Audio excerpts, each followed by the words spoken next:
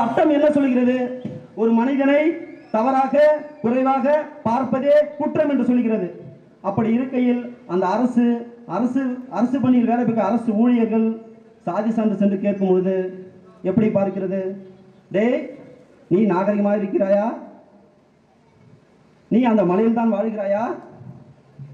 நீ இருக்கிறதில் மலை இருக்கிறதா என்றால் நாங்கள் என்ன அனுமாரா மலையை பேர்த்து கொண்டு இங்கே வைப்பதற்கு?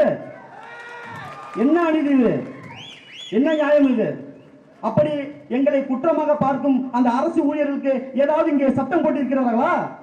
அவங்க செய்தி தவறு அல்லவா? அப்ப இந்த மலைக்கிற மக்களை வேட்டையாடுவதற்கு தூண்டுவது யாரு? இந்த அரசு ஊழியர்களும் எங்களை தூண்டுவது அரசு ஊழியர்கள். அதை நாங்கள் நினைவூட்டும் விதமாக எங்கள் பிள்ளைகளுக்கு எங்கள் மொழியும் எங்களுக்கு தொழிலையும் கற்றுக் கொடுக்கும் போது எங்களை பிடிப்பதற்கு காவல்துறையினர். இது நியாயமா? இது அநீதி அல்லவா? அப்போ உங்கள் பார்வை எப்படி இருக்கிறது? ஒரு மனிதன் பல பரிணாமம் பெற்ற பிறகு நடந்து பயணம் செய்தோம், பின்பு கால்நடை மூலம் பயணம் செய்தோம், பின்பு மிதிவண்டி மூலமாக பயணம் செய்தோம். இன்று தனக்கென்று சொந்த ஹெலிகாப்டர் வாங்கி அதில் பயணம் செய்வதற்கு அளவிற்கு இன்று நாடு வளர்ந்திருக்கும் பொழுது இந்த பழங்குடி சமூகம், இந்த மலைக்குறன் சமூகம் இவர்கள் மட்டும் அந்த கோமணத்தையே கட்டி கொண்டிருக்க வேண்டுமா? அந்த தேன் திணைமாவையே சாப்பிட வேண்டுமா?